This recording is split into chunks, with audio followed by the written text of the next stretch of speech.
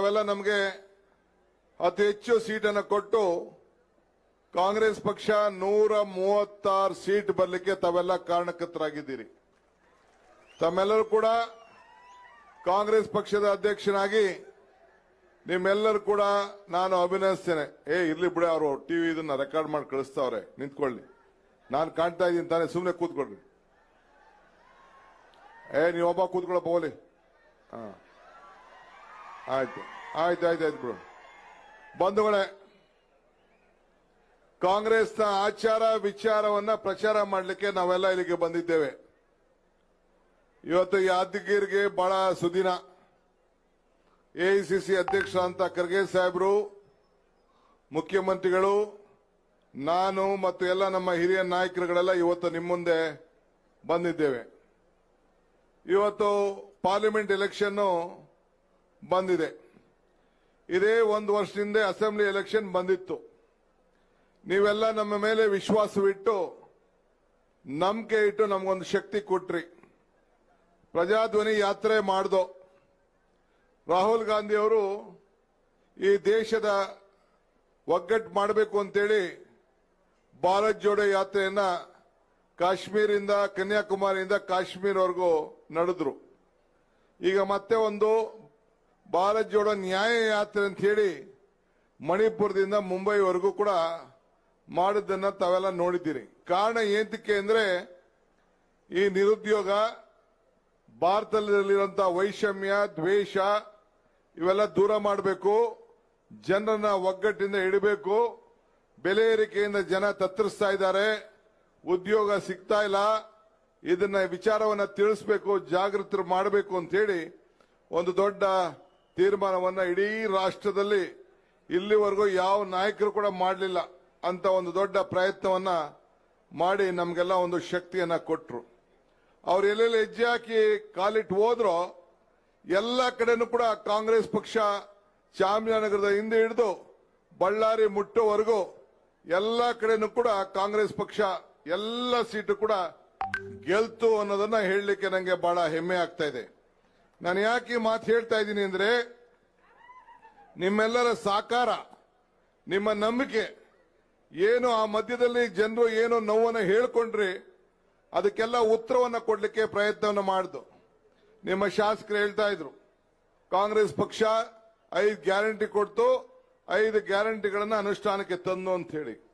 ಇವತ್ತು ಮಲ್ಲಿಕಾರ್ಜುನ್ ಖರ್ಗೆ ಸಾಹೇಬರು ಅಧ್ಯಕ್ಷ ಆದ ಮೇಲೆ ಪ್ರಜಾಧ್ವನಿ ಯಾತ್ರೆಗೆ ನಾವು ಮಹಾತ್ಮ ಗಾಂಧೀಜಿಯವರು ಕಾಂಗ್ರೆಸ್ನ ನಾಯಕತ್ವ ವಹಿಸಿದಂತ ಜಾಗಕ್ಕೆ ಬೆಳಗಾಂಗೆ ಕರ್ಕೊಂಡೋಗಿ ಈ ಗೃಹ ಜ್ಯೋತಿಯನ್ನ ಅವ್ರ ಕೈಲಿ ಉದ್ಘಾಟನೆಯನ್ನ ಮಾಡಿಸ್ತು.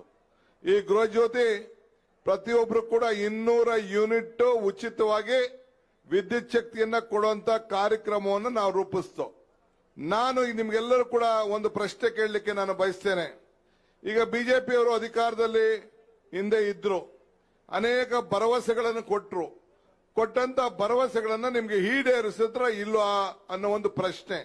ಈಗ ತಾನೇ ನಾವು ಪಕ್ಕದ ಕ್ಷೇತ್ರದಲ್ಲಿ ರಾಜ ವೆಂಕಟಪ್ಪ ನಾಯಕರವರ ಕ್ಷೇತ್ರದಲ್ಲಿ ಹೋಗಿದ್ದು. ನಾವು ಅವರ ಮಗ ನಿಂತಿದ್ದಾರೆ ಈಗ. ಅಲ್ಲಿ ಹೋಗಿ ಪ್ರಸಾರ ಮಾಡ್ತಿದ್ದೆ, ಕೇಳಿದೆ ನಾನು ಅಲ್ಲಿರುವಂತ ಎಲ್ಲ ಸಭೆಗೂ. ಆಯ್ತಪ್ಪ, ಮಾತು ಕೊಟ್ಟಿದ್ರು, ನಿಮ್ಗೆಲ್ಲ ಜನಧನ್ ಅಕೌಂಟ್ ಓಪನ್ ಮಾಡಿಸಿದ್ರು. ಓಪನ್ ಅಕೌಂಟ್ ಆದ್ಮೇಲೆ ವಿದೇಶದಿಂದ ಹಣ ತರ್ತೀವಿ ಅಂತ ಹೇಳಿದ್ರು. 15 ಲಕ್ಷ ರೂಪಾಯಿ ಅಕೌಂಟ್ ಬಂತ ಅಂತ ಕೇಳಿದೆ ನಾನು.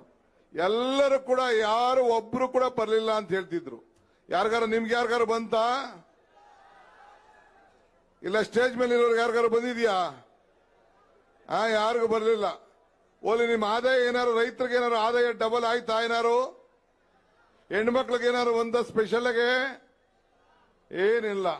ಈಗ ನಾವು ಮಾತು ಕೊಟ್ಟಿದ್ವಲ್ಲ, ನಮ್ಮ ಮಾತು 5 ಗ್ಯಾರಂಟಿ ನಾವು ಮಾತು ಕೊಟ್ಟಿದ್ವಲ್ಲ.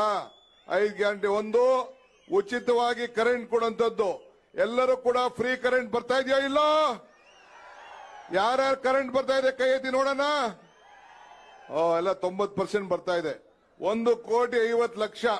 ಆಮೇಲೆ ನಾನು ಹೇಳಿದ್ದೆ, ಗೃಹಲಕ್ಷ್ಮಿ 200 ಯೂನಿಟ್ ಉಚಿತ, 2,000 ಖಚಿತ ಅಂತ ಭಾಷಣ ಮಾಡ್ತಿದ್ದೋ. 2,000 ರೂಪಾಯಿ ಬರ್ತಾ ಇದೆಯಾ? ಇಲ್ಲ ಹೆಣ್ಮಕ್ಳಿಗೆ.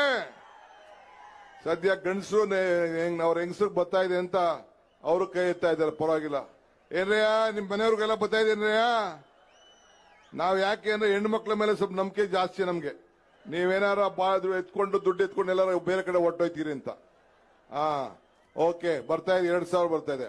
ಅಕ್ಕಿನೂ ಎಲ್ಲಾರ್ಗು 5 ಕೆಜಿ ದುಡ್ಡು 5 ಕೆಜಿ ಹಣ ಬರ್ತಾ ಇದೆಯಾ? ಅದು ಬರ್ತಾ ಇದೆ. ಅಮ್ಮ ತಾಯಿ, ಮಕ್ಕಳ ಮನೆಗೆ, ದೇವಸ್ಥಾನ, ತೀರ್ಥಯಾತ್ರೆಗೆ, ನೆಂಟರ ಮನೆಗೆ ಎಲ್ಲ ಫ್ರೀಯಾಗಿ ಹೋಗ್ತಾ ಇದ್ದೀರಾ? ಹೋಗ್ತಾ ಇದ್ದೀರಾ? ಇಲ್ಲ, ಮನೆಯವನು ಕರ್ಕೊಂಡು ಹೋಗಿ ಬೈತಾ ಇದಾರೆ. ಈಗ ಕುಮಾರಸ್ವಾಮಿ ಬೇರೆ ಹೇಳ್ತಾ ಇದ್ದಾನೆ, ನಮ್ಮ ಹೆಣ್ಮಕ್ಳೆಲ್ಲ ದಾರಿ ತಪ್ಪಿಟ್ರು ಅಂತ, ಅದು ಬೇರೆ ಹೇಳ್ತಾ ಇದ್ದಾರೆ. ಯಾರಾದ್ರೂ ದಾರಿ ತಪ್ಪಿದ್ದೀರಲ್ವಾ? ಯಾರು ಇಲ್ಲ. ಬಹಳ ಸಂತೋಷ. ಹಿಂಗೆ 5 ಗ್ಯಾರಂಟಿ ಯುವಕರಿಗೆ ಎಲ್ಲ ಕೂಡ ನಾವು ಕೊಟ್ಟಿದ್ದೇವೆ. ಇದು ನಮ್ಮ ಇದು. ಈಗ ಖರ್ಗೆ ಸಾಹೇಬರು ಏನ್ ಮಾಡ್ಬಿಟ್ಟಿದ್ದಾರೆ? ಖರ್ಗೆ ಸಾಹೇಬರು ಬಹಳ ಅಟವಾದಿಗಳು, ನಿಮ್ಗೆಲ್ಲ ಗೊತ್ತಿದೆ. ಹಿಂದೆ ಯಾವಾಗ ವಾಜಪೇಯಿ ಅವ್ರ ಕಾಲದಲ್ಲಿ ನಿಮ್ಗೆಲ್ಲ 371J ತಂದು ನಿಮ್ಗೆ ಸಹಾಯ ಮಾಡಬೇಕು ಅಂತ, ಹಾಗೆ ಕೃಷ್ಣ ಅವ್ರ ಕಾಲದಲ್ಲಿ ಹೋರಾಟ ನಡೀತು. ಆಗ ಅದ್ವಾನಿ ಅವ್ರು ಹೇಳಿದ್ರು, ಇಲ್ಲ ನಮ್ ಕೈಲಿ ಕೊಡೋಕ್ ಆಗೋದಿಲ್ಲ ಅಂತ ಹೇಳ್ಬಿಟ್ರು. ಆಮೇಲೆ ಖರ್ಗೆ ಸಾಹೇಬರು ಡೆಲ್ಲಿಗೆ ಹೋದ್ರು. ಡೆಲ್ಲಿಗೆ ಹೋದ ತಕ್ಷಣ ಅವರು ಅಲ್ಲಿ ಹೋರಾಟ ಮಾಡಿ, ನಮ್ದು ಸೀಟ್ ಕಡಿಮೆ ಇತ್ತು, ಜಾಸ್ತಿ ಇರಲಿಲ್ಲ, ಕೊಲ್ಯೂಷನ್ ಗವರ್ಮೆಂಟ್. ಸೋನಿಯಾ ಗಾಂಧಿ ಅವ್ರು ನೀಡಿದ್ರು, ಮನಮೋಹನ್ ಸಿಂಗ್ ನೀಡಿದ್ರು, ಹಿಡಿದು ಎಲ್ಲ ಸೇರಿ ಎಲ್ಲ ಪಾರ್ಟಿವನ್ನೆಲ್ಲ ಒಟ್ಟಿಗೆ ಮಾಡಿದ್ರು. ಒಟ್ಟಿಗೆ ಮಾಡ್ಬಿಟ್ಟು ನಿಮ್ಗೆ ಎಂತ ಅವಕಾಶ, ನಿಮ್ಗೆ ರಾಯಚೂರು, ಗುಲ್ಬರ್ಗ, ಯಾದಗಿರಿ, ಬೀದರ್, ಬಳ್ಳಾರಿ, ವಿಜಯನಗರ ಎಲ್ಲರಿಗೂ ಕೂಡ ಎಂತ ಚಾನ್ಸು. ನಮ್ಗಿಲ್ಲ ಇಂಥ ಚಾನ್ಸು. ನಮ್ಗೆ ಯಾರಿಗೂ ಇಂಥ ಅವಕಾಶ ಇಲ್ಲ. ರಿಸರ್ವೇಶನ್ ನಿಮ್ಗೆ, ಕಾಲೇಜಲ್ಲಿ ರಿಸರ್ವೇಶನ್, ಕೆಲಸದಲ್ಲಿ ರಿಸರ್ವೇಶನ್, ಅಭಿವೃದ್ಧಿ ದುಡ್ಡು, ಎಲ್ಲ ದುಡ್ಡು ಇವತ್ತು ನಿಮ್ಗೆ ಪ್ರತ್ಯೇಕವಾಗಿ ಬಂದಿದೆ. ಒಂದು ಸಂವಿಧಾನವನ್ನ ಬಾಬಾ ಸಾಹೇಬ್ ಅಂಬೇಡ್ಕರ್ ಅವರು ಸಂವಿಧಾನವನ್ನ ಕೊಟ್ಟ ಮೇಲೆ ಮತ್ತೊಂದು ತಿದ್ದುಪಡಿ ಮಾಡಿ 371J ತಿದ್ದುಪಡಿ ಮಾಡಿ ನಿಮ್ಗೆ ವರವನ್ನ ಕೊಟ್ಟು ಇವತ್ತು ಮಲ್ಲಿಕಾರ್ಜುನ್ ಖರ್ಗೆ ಅವರು ಇತಿಹಾಸ ಪುಟಕ್ಕೆ ಸೇರಿದ್ದಾರೆ. ಆ ಭಾಗ್ಯ ನಿಮ್ದು ಅನ್ನೋದನ್ನ ಈ ಸಂದರ್ಭದಲ್ಲಿ ಹೇಳಲಿಕ್ಕೆ ನಾನು ಬಯಸ್ತಾ ಇದ್ದೇನೆ. ಇದಕ್ಕೆ ನೀವು ಋಣ ತೀರಿಸಬೇಕೋ ಇಲ್ಲೋ? ಋಣ ತೀರಿಸಬೇಕೋ ಇಲ್ಲೋ? ಇದು ಬಿಜೆಪಿ ಅವ್ರಿಗೂ ಅನುಕೂಲ ಆಗ್ತಾ ಇದೆ ತಾನೆ? ದಳಕ್ಕೆ ಅನುಕೂಲ ಆಗ್ತಾ ಇದೆ ತಾನೆ? ಕಾಂಗ್ರೆಸ್ ಅವ್ರಿಗೂ ಅನುಕೂಲ ಆಗ್ತಾ ಇದ್ದಾನೆ? ಜಾತಿ ಮೇಲೆ ಕಾರ್ಯಕ್ರಮ ಮಾಡಿದೀವಾ? ಧರ್ಮದ ಮೇಲೆ ಕಾರ್ಯಕ್ರಮ ಮಾಡಿದೀವಾ? ಎಲ್ಲ ಈ ಒಂದು ಕಲ್ಯಾಣ ಕರ್ನಾಟಕದಲ್ಲಿ ಯಾರು ನೀವು ವಾಸವಾಗಿದ್ದೀರಿ, ಯಾರು ಇಲ್ಲಿ ಉದ್ಯೋಗವನ್ನು ನಡೆಸ್ತಾ ಇದ್ದೀರಿ, ಯಾರು ಇಲ್ಲಿ ಇದ್ದೀರಿ, ನಿಮ್ಮೆಲ್ಲರೂ ಕೂಡ ಇವತ್ತು ಅನುಕೂಲ ಆಗ್ತಾ ಇದೆ. ಇವತ್ತು ನಮ್ಗೊಂದು ಶಕ್ತಿ ಬಂದಿದೆ.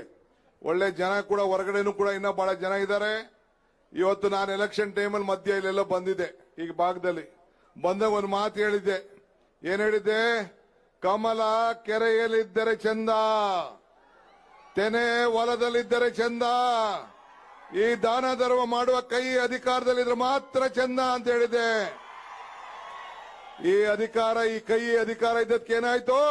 5 ಗ್ಯಾರಂಟಿಗಳನ್ನ ಮೊದಲನೇ ದಿನ ಮುಖ್ಯಮಂತ್ರಿಗಳ ಅಧ್ಯಕ್ಷತೆಯಲ್ಲಿ ಕ್ಯಾಬಿನೆಟ್ ನಲ್ಲಿ ಮೊದಲನೇ ದಿನ ಹೋಗಿ ಈ 5 ಗ್ಯಾರಂಟಿಗಳನ್ನ ಇಂಪ್ಲಿಮೆಂಟ್ ಮಾಡಿ ನಿಮ್ಮ ಅಕೌಂಟ್ಗೆ ದುಡ್ಡು ಹಾಕ್ಸ್ಬೇಕು ಅಂತ ತೀರ್ಮಾನ ಮಾಡಿ ಇವತ್ತು ನಾನು, ಖರ್ಗೆ ಸಾಹೇಬ್ರು, ಸಿದ್ದರಾಮಯ್ಯನವರು ನಿಮ್ ಮುಂದೆ ನಿಂತಿದ್ದೇವೆ. ಇವತ್ತು ಈಗ ನಮ್ಮ ದರ್ಶನಾಪುರ ಸಾಹೇಬ್ರು ಇದ್ದಾರೆ, ನಿಮ್ ಭಾಗದ ಮಂತ್ರಿಗಳು. ಅವ್ರು ಹೇಳಿದ್ರು, ಲೆಕ್ಕ ಕೇಳ್ತಾ ಇದಾರೆ ನನಗೆ, ಪ್ರತಿ ತಿಂಗಳು ಕೇಳ್ತಾ ಇದಾರೆ, ಅಕೌಂಟ್ಗೆ ದುಡ್ಡು ಹೋಯ್ತಾ ಇಲ್ಲೋ ಅಂತ ಅನ್ಬಿಟ್ಟು. ಇವತ್ತು ಬೆಳಗ್ಗೆ ಕೇಳಿದ್ರು, ಏನೋ ಇನ್ನ 2,000 ರೂಪಾಯಿ ಈ ತಿಂಗಳದು ಹಾಕ್ತಾ ಇದೀರಂತ. ಈ ತಿಂಗಳದು ಹಾಕ್ತಿರ್ಗೆಲ್ಲ ಬಂದೇ ಬಂದ್ಬಿಡ್ತದೆ ಅಂತ ಅಶ್ಯೂರೆನ್ಸ್ ಬೇರೆ ಮಾಡಿದ್ದೀನಿ. ಸಿದ್ದರಾಮಯ್ಯನವರು ಆದೇಶ ಕೊಟ್ಟಿದ್ದಾರೆ, ತಲೆ ಕೆಡ್ಸ್ಕೋಬೇಡಿ. ಯಾವ ಕಾರಣಕ್ಕೂ ಆ ಯಡಿಯೂರಪ್ಪನ ಮಗ ನಮ್ಮ ವಿಜೇಂದ್ರ ಅಂತ ಅನ್ಬಿಟ್ಟು ಹೊಸದಾಗಿ MLA ಆಗಿ ಅಧ್ಯಕ್ಷ ಆಗ್ಬಿಟ್ಟು ಆತ ಹೇಳ್ತಾ ಇದ್ದಾನೆ, ಅಧಿಕಾರಕ್ಕೆ ಬಂದ್ರೆ ನಾವು ಈ ಒಂದು ಗ್ಯಾರಂಟಿನ ನಿಲ್ಸ್ಬಿಡ್ತೀವಿ, ಇದು ತಾತ್ಕಾಲಿಕ ಅಂತ. ವಿಜೇಂದ್ರ, ನೀನ್ ಹಣೆಲೂ ಬರ್ದಿಲ್ಲಪ್ಪ. ಈಗೆಲ್ಲ ಈ ಸರ್ಕಾರ 5 ವರ್ಷದ ಸರ್ಕಾರ ಅಲ್ಲ, ಇನ್ನ 5 ವರ್ಷ, ಇನ್ನ 9 ವರ್ಷ ಇದೇ ಸರ್ಕಾರ, ನಿಮ್ ಸರ್ಕಾರ ಇರ್ತದೆ. ಯಾವ ಕಾರಣಕ್ಕೂ ಚಿಂತೆ ಮಾಡಕ್ ಹೋಗ್ಬೇಡಿ. ಈಗ ಅಲ್ಲದೆ ಖರ್ಗೆ ಸಾಹೇಬ್ರು, ರಾಹುಲ್ ಗಾಂಧಿ ಅವರು ತೀರ್ಮಾನ ಮಾಡ್ಬಿಟ್ಟಿದ್ದಾರೆ. DK ಸಿದ್ದರಾಮಯ್ಯ ಇಬ್ರು ಸೈನ್ ಹಾಕ್ಬಿಟ್ರು ಅಂತೇಳಿ ಅವರು ನಿಮ್ಮ ಮೇಲೆ ಭರವಸೆ ಇಟ್ಟು ಈ ದೇಶದ ಜನ ಬಿಟ್ಟು ಅವರು ಒಂದು ಸೈನ್ ಹಾಕಿ ಕೊಟ್ಟಿದ್ದಾರೆ. ಇಲ್ಲಿ ಗ್ಯಾರಂಟಿ ಕಾರ್ಡ್. ಏನ್ ಗ್ಯಾರಂಟಿ ಅಮ್ಮ? ನಾವು ಸಿದ್ದರಾಮಯ್ಯನವರು ಕೊಟ್ಟಿದ್ದು 24,000. ಸೋನಿಯಾ ಗಾಂಧಿ, ಖರ್ಗೆ ಸಾಹೇಬ್ರು, ರಾಹುಲ್ ಗಾಂಧಿ ಅವರು ಸೈನ್ ಹಾಕಿ ಕೊಟ್ಟಿದ್ದಾರೆ. ಏನು? ಭಾಗ್ಯದ ಲಕ್ಷ್ಮಿ ಬಾರಮ್ಮ ನಮ್ಮಮ್ಮ, ಭಾಗ್ಯದ ಲಕ್ಷ್ಮಿ. ಎಷ್ಟು? 1 ಲಕ್ಷ.